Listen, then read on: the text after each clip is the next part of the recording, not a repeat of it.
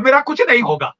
तो साहब मेरे समझ में, मेरी मेरी मेरी राय में अब समय आ गया है कि भारत की सरकार वो करे जो उसने कई बार कहा है, के लिए माइग्रेन हेडेक बन के रहा है, ठीक है। और अब न्यूक्लियर वेपन लेके तो और भी खतरनाक देश हो गया है कि वहां पे पहली जगह है जो बड़े सपोर्टिव हो रही है ना, न्यूलैंड मोइतिरमा है, वो भी तो अब वो वहां निकाल दी गई है स्टेट डिपार्टमेंट से, लेकिन उनको जो है वो पता चल जाएगा कि सांपों को दूध पिलाने का मतलब चिंता बढ़ाने वाला है। भारत के सामने किस तरह की चुनौतियां आने वाली हैं, एक भारत को एक तरीके से आप कहें तो भारत को तोड़ने वाली ये साजिश है। इसमें सीधे तौर पर कटघरे में पाकिस्तान और जो बांग्लादेश में जमात है, वो लोग जो कि पाकिस्तान आर्मी के साथ 1971 में भी खड़े थे, वो लोग जो कि अवामी लीग के खिलाफ, शेख हसीना के खिलाफ खड़े थे जब वो प्रधानमंत्री थी, और ये वो लोग हैं जो पाकिस्तान के साथ संबंध चाहते हैं, भारत के साथ नहीं। और ऐसे में खबरें इस तरह की भी आ रही हैं कि जो नॉर्थ ईस्टर्न बॉर्डर है उसे भी एक्टिवेट करने की, उस पर भी बड़ा षड्यंत्र ये किया जा रहा है पाकिस्तान और बांग्लादेश द्वारा,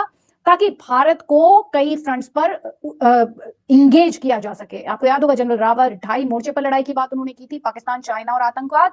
क्या इसे माना जाए, अब ये लड़ाई 3.5 मोर्चे पर है। इसी पर बात करेंगे। पहले डॉक्टर अमजद अयूब मिर्जा पीओ के एक्टिविस्ट हैं, लेफ्टिनेंट जनरल संजय कुलकर्णी हमारे साथ हैं, और हमारे साथ major general GD Bakshi. Terrorist के बांग्लादेश इंडियन बॉर्डर पे वो खोलने जा रहा है with in the next 6 months, ये हमारी इतला है। इस पर काम ऑलरेडी शुरू हो चुका है, और 3 दिन पहले के 2 दिन पहले मेघालय का जो बॉर्डर है वहां से भी इन्फिल्ट्रेशन हुई है, उनको पकड़ लिया बॉर्डर सिक्योरिटी फोर्स ने, जिस पर मैं नहीं, इसमें क्या शक है किसी को। बांग्लादेश जो कि 71 की वॉर के रिजल्ट्स को बिल्कुल ही टर्न अराउंड कर दिया गया, ठीक है।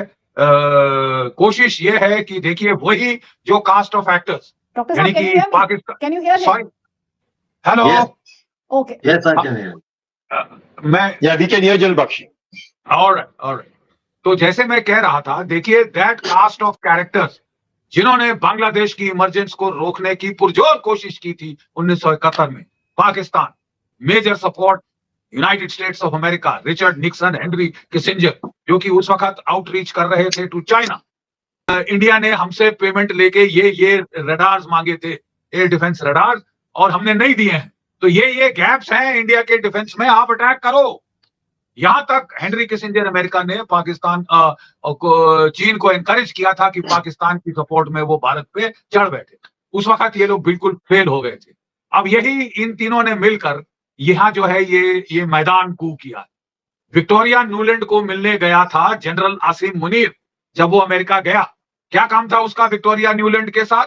Victoria Nuland is the architect of the Maidan coup in Ukraine, ठीक है जनाब। और वो आ चुकी है मोहतरमा बांग्लादेश में धमकाने और ये बोलने के लिए कि सेंट मार्टिन आइलैंड हमें दे दो, हमें एक क्रिश्चियन स्टेट बनाने दो, कुकीज का इस्तेमाल करके और बाकी क्रिश्चियन पॉपुलेशन का इस्तेमाल करके म्यांमार में, भारत में, बांग्लादेश में, ठीक है। जब उसने मना कर दिया तो हर डेज वर नंबर्ड। वहां पे जो मोहरा इस्तेमाल किया है दोनों, अमेरिका ने और चीन ने, वो है पाकिस्तान की ISI, जिसके बड़े सारे कॉन्टैक्ट्स हैं जमायते इस्लामी के साथ। और वो हथकंडे अपने उन्होंने बांग्लादेश के बनने के बाद भी, खासकर 1975 के कू के बाद, तो उन्होंने साहब पुरजोर कोशिश की थी, अपने टेररिस्ट ट्रेनिंग कैंप्स रिवाइव किए थे ISI के। परवेश बरुआ और आसामी जो मिलिटेंट्स थे उनको ढाका में शेल्टर दिया गया था, यू नो, और हर किस्म का जो भारत के खिलाफ बवंडर किया जा सकता था वो उन्होंने करने की कोशिश की थी। I will not be surprised in the least, वही जमायत नहीं चाहिए। याद रहे कितनी प्रोग्रेस कराई बांग्लादेश में हसीना वाजिद ने पिछले 15 सालों में। 2015 तक पाकिस्तान का जो पर कैपिटा GDP है वो क्रॉस कर चुका था बांग्लादेश। उसके पश्चात वो जो है 1920-21 तक इंडिया का पर कैपिटा GDP क्रॉस कर चुका है। अफसोस की बात यह है कि वो बीच में कोविड आया, उनका रेडीमेड गारमेंट इंडस्ट्री काफी बुरी तरह से हिट हुआ। उसके पश्चात यूक्रेन का युद्ध हुआ, तेल की कीमतें बढ़ी, इन्फ्लेशन बढ़ी, अनएम्प्लॉयमेंट बढ़ी, जिसका फायदा उठाकर उन्होंने जो है पाकिस्तान ने जमायते इस्लामी को पैसे दिए, उसने इन्फिल्ट्रेट कर दी तमाम स्टूडेंट यूनियन। चीन ने अपने जो है फॉरेन एक्सचेंज प्रोग्राम्स पे स्टूडेंट भेजे, जिन्होंने और गफलत करी इन स्टूडेंट यूनियंस में, उनको पैसे दिए कि ये जो है वो सारा कैंपेन ऑर्केस्ट्रेट करे। हाँ, तो मैं कहना ये चाहता हूं कि ये तो एक स्टेज कू है, और जरूर अब पाकिस्तान उचक रहा है दुनिया भर में, जैसे वो ट्रायम्फल नाच करना शुरू कर देते हैं, जैसे काबुल में कर रहे थे। वहां पे फैज हमीद बड़ा कॉन्करर बन के गया था, कॉन्क्विस्टेडोर जैसे बन के गया, काबुल के होटल में उनकी मुफ्त की विस्की पी रहा था, ठीक है, और he was behaving like a conqueror. अब सब झग बैठ गई वेस्ट अफगानिस्तान में, जब तहरीक तालिबान और तालिबान उनके गले पड़ गई हैं।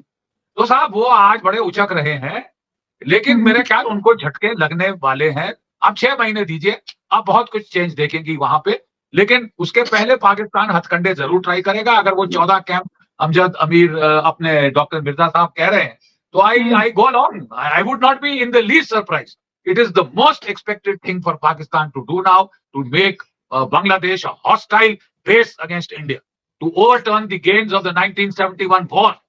ठीक है साहब। और वो बड़ा जो नाच कर रहे हैं आज की, हम सब कॉन्टिनेंट में चौधरी बन गए हैं, चंगेज खान बन गए हैं, इनका सिर बड़ी जल्दी चढ़ता है, उतरता भी उतनी जल्दी है, उतरता भी उतनी जल्दी है। लठानी हमको आती है, मिर्जा साहब भी जानते हैं, ठीक है साहब। और ये थोड़ा नाच लें, कूद लें, लेकिन ये भूल नहीं सकते कि बांग्लादेश 3 तरफ से भारत से घिरा हुआ है। 2 बड़े आजकल देखिए स्कूल्स ऑफ थॉट है।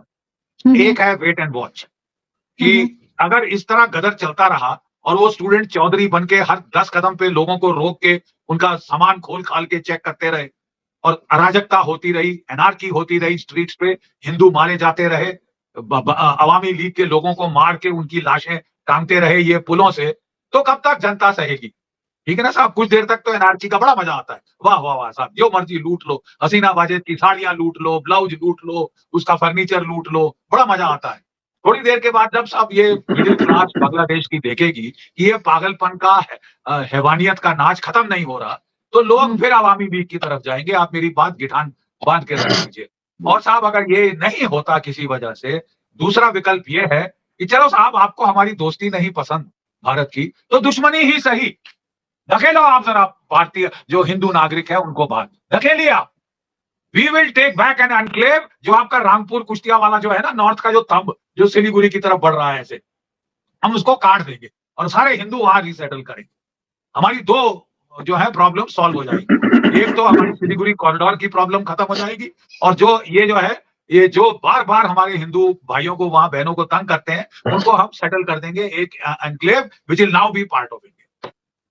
आपने कई बड़ी बातें कही हैं जनरल सर। इसमें फौज को $7 मिलियन मिल गए, वो तो नाच रही है पागलों की तरह। और वो देखिए अब भारत के खिलाफ वो बोले रस्सी जल गई। अभी धमकी दी है शहबाज शरीफ को, शहबाज शरीफ मैं भी कमांडो बनूंगा और मैं भारत को उंगली करूंगा, मैं भारत को तंग करूंगा। एनक्लेव जो आपका रामपुर कुश्तिया वाला जो है ना, नॉर्थ का जो थंब जो सिलीगुड़ी की तरफ बढ़ रहा है, ऐसे हम उसको काट देंगे और सारे हिंदू वहां रिसेटल करेंगे। हमारी 2 जो है प्रॉब्लम सॉल्व हो जाएगी। एक तो हमारी सिलीगुड़ी कॉरिडोर की